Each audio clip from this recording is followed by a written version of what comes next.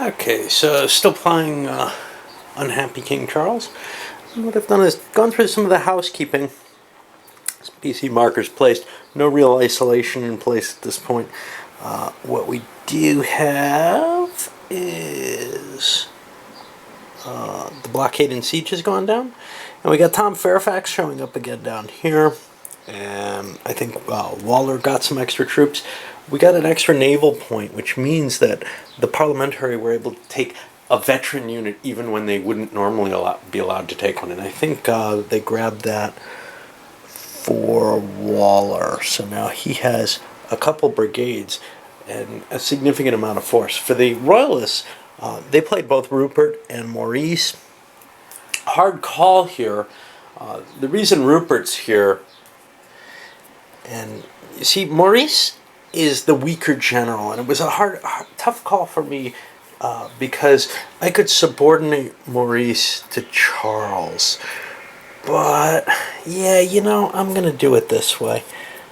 I'm going to switch them here because I would rather have... I'm pretty sure what the leader here was going to do is just subordinate to Charles. So, Rupert on his own makes more sense to me than Maurice. I was thinking, well, Maurice isn't that bad, and he's just sieging this. He doesn't really need anything, but he has very little chance of remaining around forever in the same way. Now, who do we have up here? We have almost no one that low. Who is here? Newcastle. Newcastle's actually higher ranking than Rupert and Maurice at this point. That's kind of a pain in the butt. I was kind of hoping to subordinate Newcastle to whoever I could.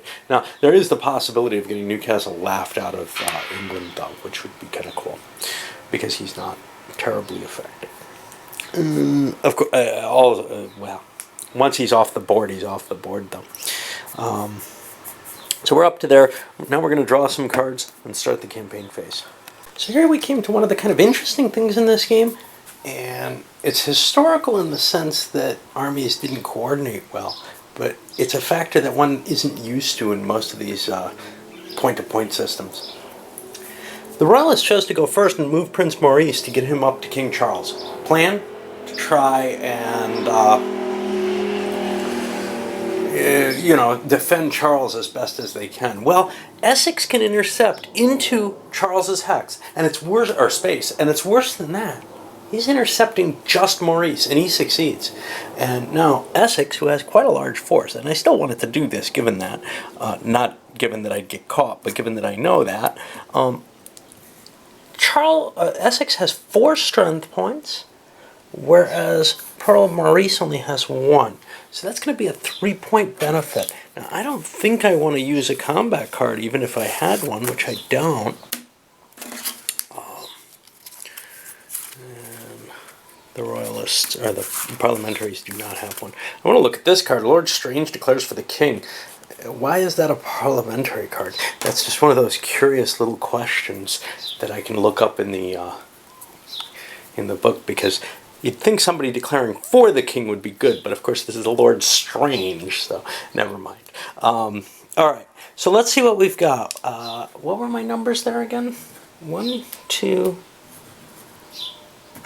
3, 4 for Essex to 1. So the Parliamentaries have +3 to the red die, and they get a 9. That's a difference of 6. They've won an overwhelming victory. Maurice's army is defeated. Maurice goes off the map and into the unemployed leaders box. The space actually flips to Parliamentary, even though Charles is there. He didn't play a card, so it's not a massive victory, but he does get a Parliamentary card. Henrietta Maria lands. This is a Royalist card, which I can't play for the event. Essex has to go back, but I do have a point here, which I can spend to try and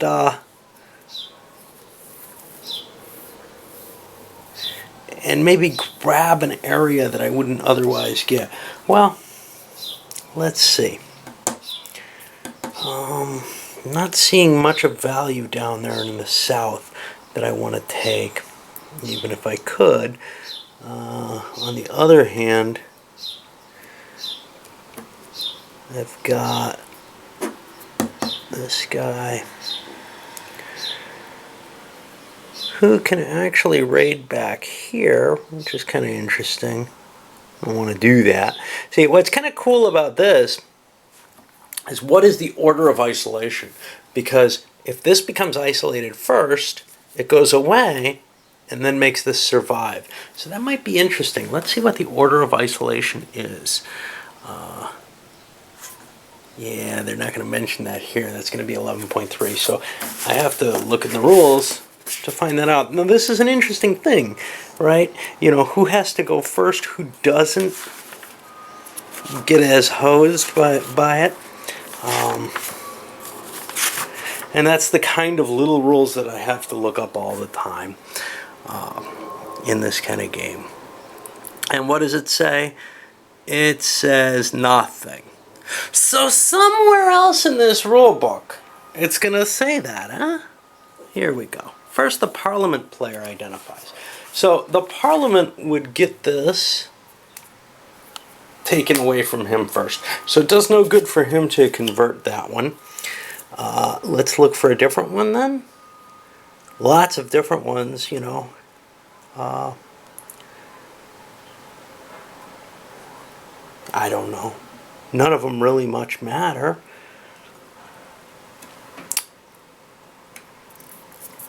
I'll take this one. It cuts some direction off. I'd rather have that in play. All right. Well, that was the Royalist turn. Now we're into the Parliamentary turn. And, I wanted to look up Lord Strange because I find that rather strange, to tell you the truth. Yeah, this is going to be an early card.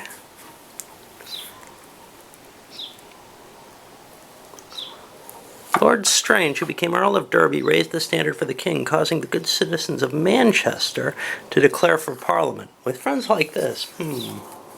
All right, well, so there we see the argument there.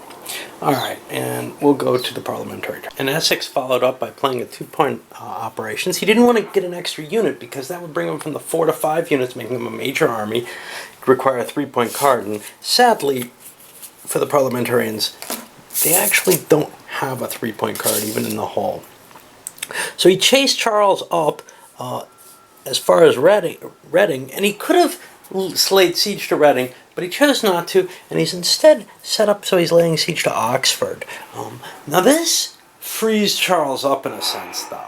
Now Charles can act somewhere else if Essex is tied up with that. Charles doesn't have a lot of troops, though, so that's not going to be terribly helpful. Well, Charles ran up and laid siege to this notable here in Macclesfield, who is this Burton. Great. At this point, both sides kind of piddled about a little bit.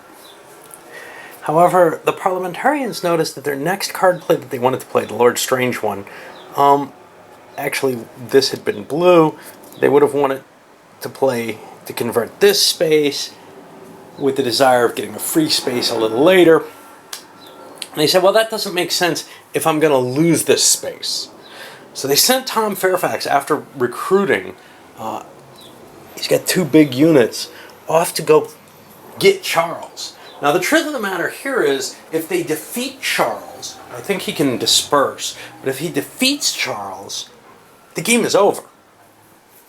So, there was one handy thing about this, which was that Rupert was sitting around protecting Charles, and in some sense that's why he's there, or why Charles ran there as opposed to anywhere else. He could have sieged here at Massey's, and he didn't want to do that. Well, Rupert got lucky and intercepted, and now we have the battle going on here. Rupert's only got 2 strength points, though, to Fairfax's 4. Rupert's got a 1-point advantage on leadership. Neither side has a card.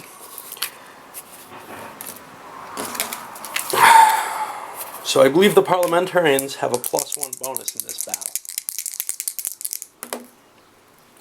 And they actually only get a draw and one that's not to their favor. So each side's going to lose a unit. And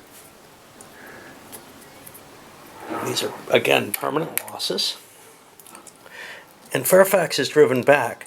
Now, Rupert is still sitting in this space, but he can't stay there unless he absorbs into Charles's force. I'm not sure he can absorb as part of this battle, so I'm going to have to look that up. The reason is you can't have two different leaders in the same space unless they are together. So, anyway, we'll be on a Royalist turn, but I have to look up to see if Rupert also has to withdraw. Okay, well, I was mistaken. He doesn't have them under the guns. It's not allowed to intercept into a friendly occupied area, only into an enemy occupied area. So that was actually illegal. Let me get the troops back. And the game may actually be over as well, because this was a Western. And if it is, well, I'll let it stand, because I think I can talk about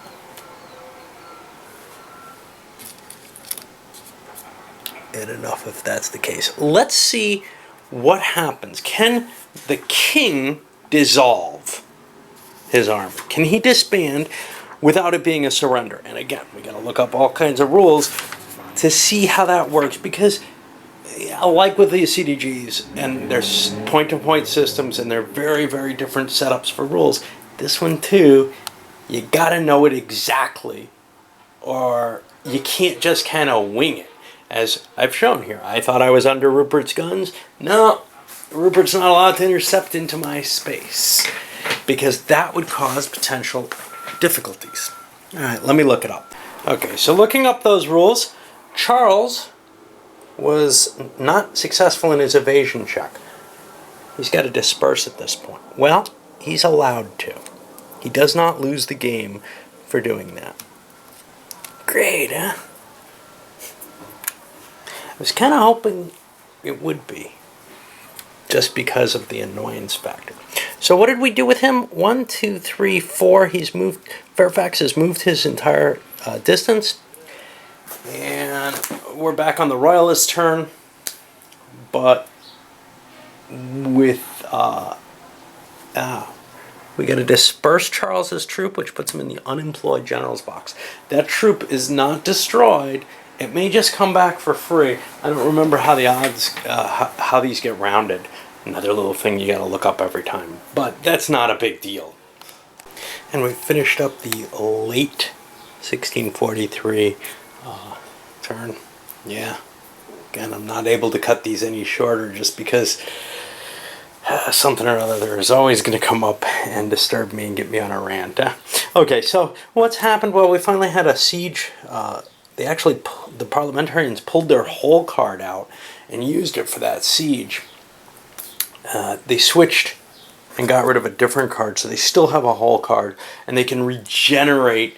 They don't have as good a one. They have a Royalist event. But if there's another turn where they don't really need to spend, they can regenerate. They didn't really need it this turn. For the Royalists, they actually spent a 3-point activation card on grabbing political control markers. They grabbed one here to cut this guy off. That's going to be cut. They put one here, and I don't remember where the other one was, but it was not. Oh, I think it was tinkling here. They're worried because this siege is going to cut off the south. This space will remain, but they're going to lose 3 more of their areas. So they wanted to make sure that they're at least not on the edge of losing the game because they couldn't do something about Essex here. All right, let's see what else we have here. Blockade and siege. We've got a roll here. Now, this is a Royalist siege. There's a -2 on the die roll because it's a port. So the very thing that allows it. But that's 4. 4 is sufficient to take this, so it switches to a Royalist province or location. And they've won that little stage of the war. Now let's see what else.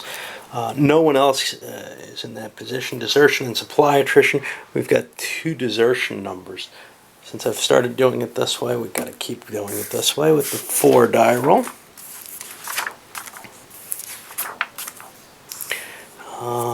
Enemy PC marker is the first issue.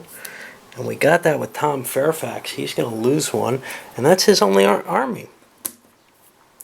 So he comes off the board and leaves after his victorious little attack. Now that means parliamentarians have spent one. We got another one for them over here. Essex is also in that kind of location. So Essex also has to lose one. Now he can lose either one of his own or one of Bedford's. Oh! I was worried Bedford might have left the south, which was going to cause further problems. I'll get rid of one of Bedford's because I think he's less important and useful at this point. So now I've taken care of both of the parliamentary ones. The Royalists can pick wherever they like as long as they don't take more than one each. For that, well, they don't have a lot of wherever they likes. They have Newcastle and they have Rupert. And oh look, that's their army. They have no more troops. This is a real problem that the Royalists face, and I was considering using the card to draw more units because at this point they have no army. My wife also faced this kind of situation where the army just dissolves for them because that Grandy card looks so kind of untempting compared to the much freer availability of the parliamentarian replacements. Okay, obviously we don't have supply attrition. Nobody's up that high. 3 is our biggest actually right now, and so the game turn's gonna end. I don't think either side has hit that 17 yet, but it just keeps going up. Next turn it's 18.